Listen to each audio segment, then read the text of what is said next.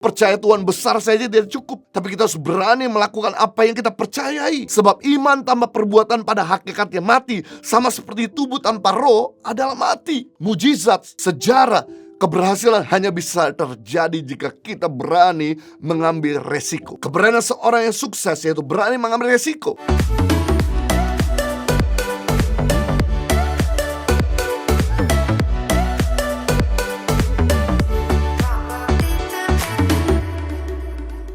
Kalau kita semua senang dengan sebuah judul khotbah, saya bikin khotbah saya dengan tema keberanian orang yang sukses. Salah satu karakter yang dimiliki oleh orang-orang besar adalah memiliki keberanian. Beberapa tahun lalu diadakan penelitian terhadap 200 orang yang dianggap sangat sukses. Setelah diselidiki, ada satu kesamaan karakter pada semua orang-orang tersebut, yaitu mereka adalah orang-orang yang berani bermimpi besar, berani memiliki tujuan yang jelas, dan bertindak untuk mencapai tujuan tersebut.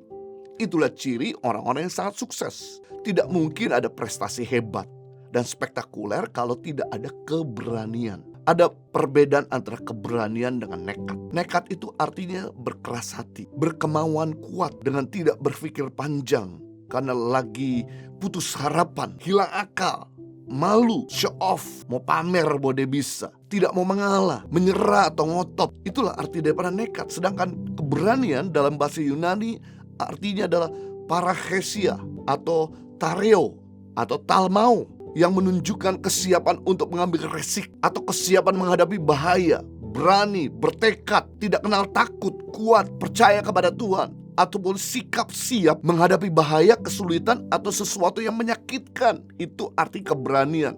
Beda sama nekat. Firman Tuhan berkata dalam 2 Timotius 1 ayat 7, sebab Allah memberikan kepada kita bukan roh ketakutan, melainkan roh yang membangkitkan kekuatan, kasih, dan ketertiban. Roh Tuhan tidak pernah memberikan rasa takut atau membuat kita depresi yang tidak memberdayakan kita, melainkan roh yang membangkitkan kekuatan. Roh Tuhan justru membangkitkan kasih. Kasih itu ketulusan, bukan ada kesombongan. Dan bahkan roh Tuhan juga memberikan ketertiban, keteraturan, bukan nekat. Ketakutan timbul karena ketidakpercayaan atau keraguan terhadap firman Tuhan. Ketika kita tidak percaya firman atau gagal melakukan firman Tuhan, maka ketakutan akan menguasai diri kita. Keberanian bukan berarti tidak adanya rasa takut, tetapi adanya kekuatan untuk menghadapinya.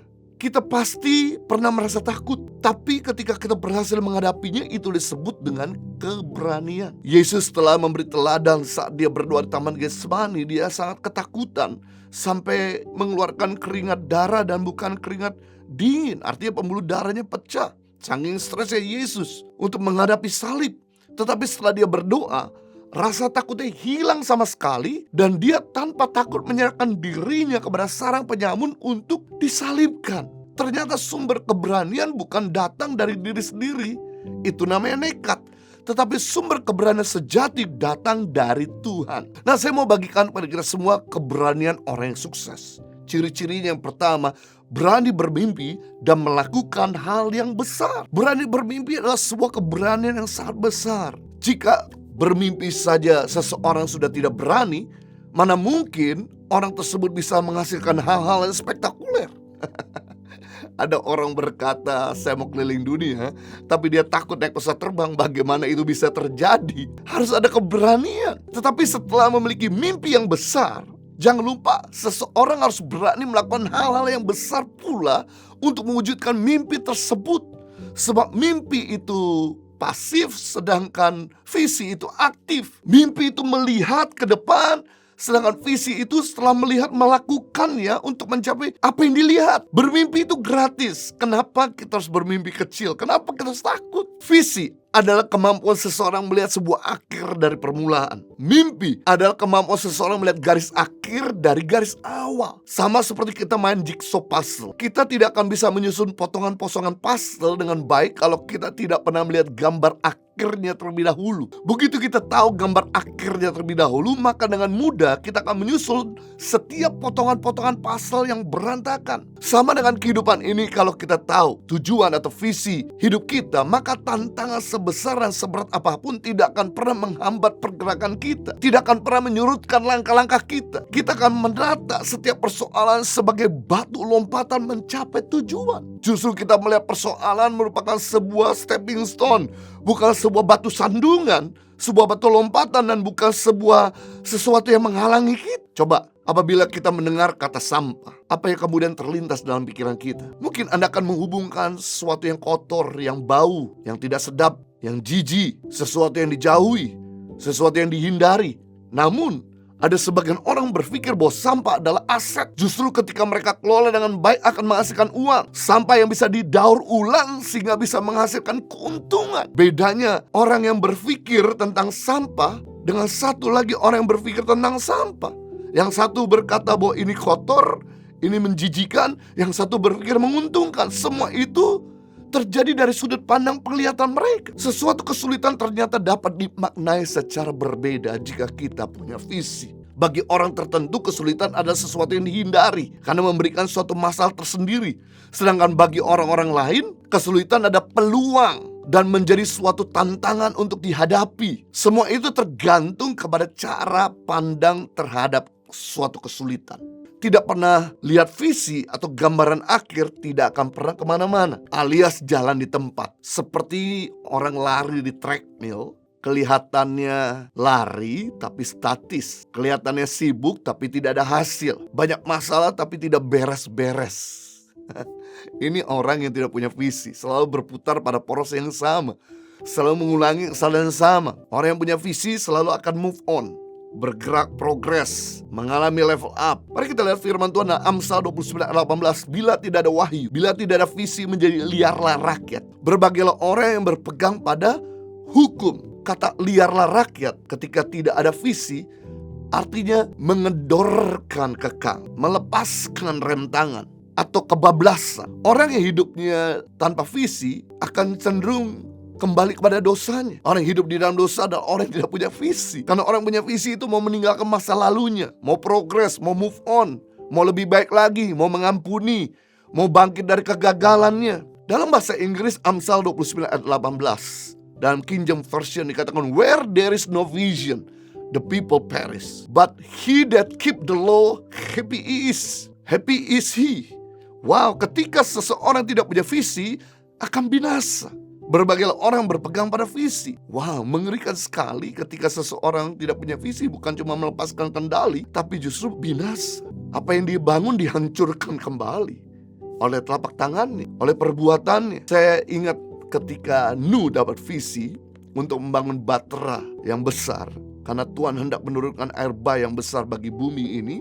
Namun Nuh juga diminta untuk menyelamatkan semua binatang-binatang. 1 pasang yang haram, 7 pasang yang tidak haram. Yang menarik, Nuh tanpa ragu langsung mengerjakan visi misi yang Tuhan perintahkan kepadanya. Dia bukan hanya dapat visi, tapi dia mulai mengerjakan visi yang Tuhan berikan kepada Nuh. Dalam Kejadian 6 ayat 22, lalu Nuh melakukan semuanya itu. Berarti tanpa terkecuali, bukan sebagian, semuanya itu tepat seperti yang diperintahkan Allah kepadanya, demikian dilakukannya. Wow, amazing. Nuh adalah seorang yang bukan cuma bermimpi, tapi dia juga melakukan apa yang dia mimpikan. Nuh sempat memberitahu juga kepada teman-teman dan orang-orang di zamannya agar mereka buat Batra juga, supaya mereka jangan binasa karena air bah. Namun mereka tidak mau mendengarkan Nuh. Mereka mengabaikan visi Tuhan dan bahkan membuli Nuh dan keluarganya. Mereka terus melakukan pesta pora dan hidup menyakiti hati Allah. Sebagai akibatnya mereka semua akhirnya binasa. Hanya cuma Nuh dan keluarganya yang diselamatkan dari force major bencana alam besar pada waktu itu. Nah, kita ini tidak pernah tahu apa yang terjadi 1 menit ke depan, 1 jam ke depan, 1 minggu ke depan. Pastikan ketika kita dapat pesan Tuhan, langsung dikerjakan. Maka kita akan diluputkan dari maut. Nuh dapat visi, dia move on. Sedangkan orang-orang pada zaman Nuh gak dapat visi, dia tidak move on. Akhirnya mereka binasa. When there is no vision, people perish. Ketika tidak ada visi, umatku binasa. Penting sekali untuk setiap kita mendengar Tuhan, untuk mengetahui apa yang Tuhan mau dalam kehidupan kita. Jika Abraham tidak mau mengikuti visi dari Tuhan untuk keluar dari kampung halaman Ur Kasdim, maka Abraham dan keturunan tetap tinggal di Kuwait. Karena Ur Kasdim dekat dengan Kuwait. dan tidak pernah menikmati tanah perjanjian. Berani bermimpi membuat Anda berkembang. Sebagai contoh, Walt Disney memiliki mimpi untuk membuat taman bermain yang komplit, yang bisa buat main anak-anak maupun orang tuanya. Maka ia mulai bertindak, jadilah Disneyland, yang kemudian ditiru di seluruh dunia, termasuk dunia fantasi di Jakarta adalah hasil copycat daripada Disneyland. Yang kedua, orang yang berani bermimpi membuat kita berkembang, yaitu Insinyur Ciputra. Memiliki mimpi membangun sebuah taman hiburan rakyat yang komplit dan menyenangkan, yang nyaman. Maka ia mulai bertindak dan membangun Ancol sebagai tempat hiburan rakyat yang indah di Jakarta Utara, Indonesia. Semua itu berasal dari sebuah mimpi, sebuah visi atau imajinasi seseorang. Tuhan memberikan kemampuan untuk kita berimajinasi. Imajinasi adalah alat untuk kita bisa traveling ke masa depan. Semua yang ada sekeliling kita adalah hasil imajinasi seseorang. Pesawat terbang, mobil, air conditioner, gedung, semua adalah hasil imajinasi seseorang. Saya percaya jika kita hidup dalam Tuhan dan Tuhan dalam diri kita, maka semua imajinasi yang keluar dari pikiran hati kita adalah hasil visi misi dari Tuhan. Jika itu bukan dari Tuhan, jangan khawatir. Tuhan akan belokkan kita agar kita mengikuti visi misi dari Tuhan.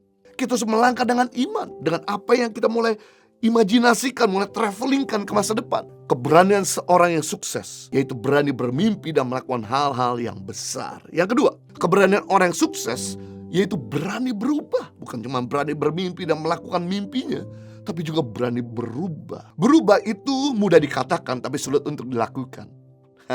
Sebab sudah kodrat manusia selalu senang berada dalam zona nyaman. Tapi kalau Anda ingin maju, berprestasi besar, maka Anda harus berani berubah, meninggalkan rasa nyaman Anda, berani sakit. Sikap berani berubah senantiasa dibutuhkan pada setiap kita. Situasi dan kondisi selalu berubah, guys. Zaman selalu berubah, teknologi pun cepat berubah. Masalah tantangan mendorong orang untuk berani berubah.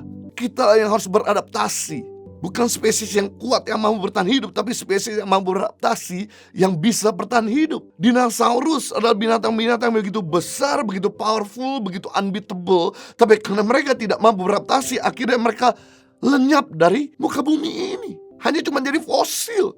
Sama dengan kita, sekuat-kuatnya seseorang, sebesar-besar company, terkenalnya sebuah produk, kalau dia tidak pernah mau upgrade, tidak pernah mau berubah, maka dia akan lenyap, ditinggal oleh zaman. Apa tujuan memiliki sikap berani berubah? Tujuannya adalah mencari jalan untuk menyelamatkan hidup.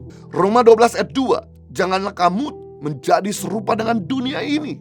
Jangan sama dengan dunia ini, tetapi berubahlah oleh pembaruan budimu, sehingga kamu dapat membedakan manakah kehendak Allah, apa yang baik, yang berkenan pada Allah, dan yang sempurna. Ketika kita berani berubah, kita jadi tidak serupa dengan dunia ini. Berarti kalau kamu tidak berani berubah, kamu akan sama dengan dunia ini. Maka kita ketika berani berubah, kita akan menerima yang baik, yang berkenan pada Allah dan yang sempurna. Berarti kalau kita tidak pernah berubah, kita tidak akan pernah menerima yang baik, yang berkenan pada Allah dan yang sempurna. Kata berubah dalam Roma 12 ayat 2 berasal dari kata Yunani yang arti katanya adalah metamorfo, yang artinya berubah atau metamorfosis atau menjelma, transmutasi. Sebagai contoh nyata metamorfo atau metamorfosis, transmutasi, yang pertama adalah ulat yang berubah jadi kupu-kupu. Jika ulat tidak berani berubah jadi kupu-kupu, maka ulat tetap jadi binatang yang menjijikkan dan tidak bisa kemana-mana, hanya ada di atas daun saja. Akan tetapi ketika ulat berani berubah menjadi kupu-kupu, maka ulat jadi binatang yang indah, bisa terbang kemana-mana. Betapa dahsyat ya suatu perubahan, sebuah metamorfosis, berubah total. Contoh nyata yang kedua, metamorfo atau metamorfosis atau transmutasi adalah kecebong yang berubah jadi katak. Kecebong hanya bisa hidup di air saja. Kalau ia tidak pernah berubah menjadi katak, akan tetapi karena kecebong berani berubah jadi katak, maka ia bisa hidup sebagai amfibi, hidup di dua alam, air dan tanah. Wah, jadi lebih hebat dari sebelumnya. Amazing bukan kalau kita bisa berubah? Contoh berikutnya, sebagai contoh nyata metamorfo atau metamorfosis adalah murid-murid Yesus yang hanya menjadi penjalam ikan, fisherman, selama hidupnya. Kalau mereka tidak pernah berani berubah menjadi penjalam manusia, fisherman, Dari fisherman jadi fisher of men. Mereka tidak akan pernah dipakai Tuhan menjadi alat kerajaan Allah jika mereka tidak mengikuti Yesus. Ini satu perubahan yang nyata. Dari Petrus yang pengecut jadi Petrus yang memberani. Dari Thomas yang tidak percaya jadi Thomas yang percaya. Dari murid-murid Yesus yang lari ketika Yesus tangkap menjadi murid-murid yang berani siap mati bagi Kristus. Ini sebuah perubahan yang nyata ketika mereka sungguh-sungguh ikuti Tuhan. Ada perubahan-perubahan yang kelihatan. Contoh nyata metamorfosis, yaitu Yesus berubah dari firman menjadi manusia. Wow, firman yang tinggal di sorga berubah menjadi daging. Ini suatu perubahan metamorfosis. Jika Yesus tidak menjadi manusia, maka Yesus tidak akan pernah merasakan apa yang manusia rasakan dan tidak pernah menebus dosa-dosa manusia. Wow, Yesus sebagai Tuhan aja rela berubah dari firman menjadi daging. Maka kita pun wajib untuk berubah. Dari manusia yang sombong jadi manusia yang rendah hati. Dari manusia egois jadi manusia yang tidak egois lagi. Dari manusia kikir menjadi manusia yang murah hati. Dari manusia najis menjadi manusia yang suci. Dari manusia yang hatinya sempit jadi manusia yang besar hati. Dari manusia yang sulit mengampuni jadi manusia yang mudah mengampuni.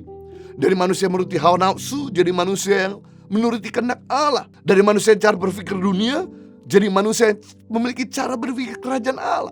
Dari sifat kekanak-kanakan berubah memiliki sifat yang dewasa. Semua itu tidak akan pernah terjadi jika Anda tidak berani sakit, keluar dari rasa nyaman, jika Anda tidak bersedia mengalami proses atau perubahan. Bicara berani berubah, saya ingat dengan siklus hidup elang. Elang atau rajawali adalah jenis burung yang bisa bertahan dengan lama. Namun untuk mencapai umur yang sangat panjang, maka ia harus melewati perjuangan berat selama 150 hari. Karena cakar yang tajam mulai jadi tumpul, lalu paruhnya yang tajam mulai menjadi bengkok, dan bulu-bulu yang lebat sehingga sulit untuk terbang. Sehingga elang mempunyai dua pilihan, untuk mati atau untuk menjalani perubahan yang menyakitkan selama 150 hari. Wow! Perubahan itu mengharuskan elang untuk terbang ke puncak gunung dan diam di sarangnya. Setelah itu ia memukulkan paruhnya ke batu yang keras supaya bisa lepas, sehingga dapat tumbuh baru. Selain menunggu tumbuh paruh yang baru, melepaskan kuku-kukunya supaya tumbuh. Dan ketika kukunya sudah tumbuh, ia merontokkan bulunya. Sudah berdarah-darah sekali baik di mulutnya, kakinya, di bulu-bulunya, di dagingnya. Dalam waktu 5 bulan sang elang kembali terlahir dengan kemampuan terbang dan hidup barunya untuk 30 tahun lagi ke depan. Wow, suatu perubahan sangat penting bukan hanya untuk binatang, tapi juga untuk manusia. Kalau binatang saja rela sakit demi sebuah perubahan dan sebuah umur yang panjang, permajaan, harusnya kita sebagai manusia Allah juga harus berubah, melakukan permajaan menjadi seperti Kristus. Pertanyaannya adalah, mengapa Anda perlu berubah? Karena seringkali untuk bisa bertahan dalam hidup, kita harus berani membuat suatu proses perubahan. Dan terkadang kita harus membuang kenangan lama, kebiasaan-kebiasaan buruk, dan semua tradisi kerja kotor agar terbebas dari beban-beban yang tidak perlu. Dengan berani melakukan perubahan menunjukkan Anda memiliki mental sukses dalam menjalani kehidupan ini. Jadi, keberanian seorang yang sukses adalah berani berubah. Yang ketiga, keberanian orang yang sukses berani mengambil resiko. Nah, berani melakukan yang orang lain tidak mau lakukan. Matius 5:41 dalam terjemahan sederhana Indonesia, kalau seorang tentara memaksa kamu memikul barang sejauh 1 kilometer, bersedialah untuk memikul barangnya sejauh 2 kilometer. Nah, saya jelaskan kronologisnya. Pada waktu itu Tuhan Yesus memerintahkan kepada murid-murid, jika ada tentara Romawi meminta kamu mengangkat batu 1 kilometer. Karena waktu itu tentara Romawi sedang membangun istana, sedang membangun kerajaan, bangun building-building. Jadi buat orang-orang yang lewat lalu lalang ketika mereka sedang membangunnya, maka setiap orang yang lalu lalang ketika diminta sama tentara Romawi untuk mengangkat batu 1 kilometer, mereka harus bersedia. Nah, Yesus memerintahkan bahwa kamu harus dengan sukarela mengangkat batu sejauh 2 kilometer. Sehingga banyak tentara Romawi yang terkagum dengan murid-murid Kristus yang berani melakukan ekstremal atau berani melakukan yang orang lain tidak mau lakukan. Nah, kalau Anda ingin berprestasi hebat, kalau Anda ingin mengukir sejarah, kalau Anda ingin meraih mimpi-mimpimu, Anda harus berani mengambil resiko. Harus jadi pribadi yang rela melakukan yang orang lain tidak mau lakukan. Ada banyak tokoh Alkitab yang mengukir prestasi hebat karena mereka berani mengambil resiko. Yang pertama adalah Esther. Berani mengambil resiko kehilangan nyawanya dengan menghadap raja. Sebab tanpa ada instruksi raja, tidak boleh seorang ratu menyelonong ketemu raja begitu saja. Tetapi hasilnya dari keberanian Esther mengambil resiko, termasuk pengorbanan berdoa puasa selama 3 hari lamanya, tindakannya itu menghasilkan penyelamatan bangsanya dari ancaman Haman bin Agag yang ingin memusnahkan orang-orang Yahudi pada waktu itu. Kalau tidak ada Esther yang berani mengambil resiko untuk siap mati karena tidak ada izin ketemu raja, maka bangsa Israel akan dimusnahkan dari muka bumi ini. Orang Yahudi tidak ada lagi. Tokoh kedua yang mengukir prestasi hebat dan berani mengambil sebuah risiko adalah Sadrak, Mesak, dan Abednego. Termasuk Daniel yang berani mengambil risiko tidak menyembah patung Raja Babel. Pada waktu itu ada perintah raja, barang siapa tidak mau sujud menyembah patung Raja Babel akan dilemparkan ke dalam dapur perapian yang panasnya 7 kali lipat dari panas biasa. Ketika Raja Babel geram melihat Sadrak, Mesak, dan Abednego yang tidak mau sujud menyembah patungnya, maka Raja melemparkan mereka semua ke dalam dapur perapian. Namun yang terjadi di dalam dapur perapian, Sadrak, Mesak, dan Abednego tidak mati dan tidak terbakar. Malah terlihat bukan 3 orang di dalam dapur perapian itu, ada 4 orang yang sedang menari-nari di dalam api. Salah satu adalah malaikat Tuhan, perlindungan Tuhan. Ketika Sadrak, Mesak, dan Abednego keluarkan dari dapur perapian, tidak ada bau hangus sama sekali. Dan semuanya utuh termasuk rambut dan jubah yang digunakannya. Raja Babel menyaksikan bahwa Tuhan lebih besar dari api yang menghanguskan. Kalau Sadrak, Mesak, dan Abednego tidak mau mengambil resiko, maka mereka tidak akan pernah mengalami mujizat Tuhan dan nama Tuhan tidak akan pernah dipermuliakan. Tokoh Alkitab yang ketiga yang mengukir prestasi hebat dan berani mengambil resiko adalah Petrus. Ketika melihat Yesus berjalan di atas air sementara murid-murid ketakutan karena mereka pikir Yesus itu hantu, maka Petrus dengan berani berkata kepada Tuhan Yesus, "Kalau memang itu Engkau Tuhan, buat saya juga berjalan di atas air." Lalu Tuhan Yesus berkata kepada Petrus, "Silakan melangkah." Pada saat itu juga Petrus berani mengambil resiko untuk keluar dari kapal dan mulai menginjakkan kakinya di atas air, dan Petrus pun mulai berjalan di atas air. Pada waktu itu murid-murid yang lain menyaksikan mujizat Petrus alami. Namun kenapa murid-murid yang lain tidak pernah berjalan di atas air, tidak mengalami mujizat? Karena murid-murid yang lain tidak berani mengambil resiko. Padahal murid-murid Yesus yang lain punya kapasitas, punya potensi juga yang sama untuk berjalan di atas air. Namun karena mereka tidak berani mengambil resiko, sebagai akibatnya mereka tidak mengecap mujizat untuk berjalan di atas air. Hanya cuma Petrus yang berani melangkah. Jadi percaya Tuhan besar saja tidak cukup, tapi kita harus berani melakukan apa yang kita percayai. Sebab iman tanpa perbuatan pada hakikatnya mati. Sama seperti tubuh tanpa roh adalah mati. Mujizat, sejarah, keberhasilan hanya bisa terjadi jika kita berani mengambil resiko. Keberanian seorang yang sukses yaitu berani mengambil resiko.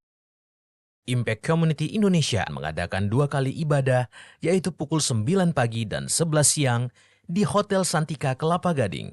Kedua ibadah disertai ibadah anak di lantai 1 Hotel Santika Kelapa Gading. Pastikan kehadiran Anda.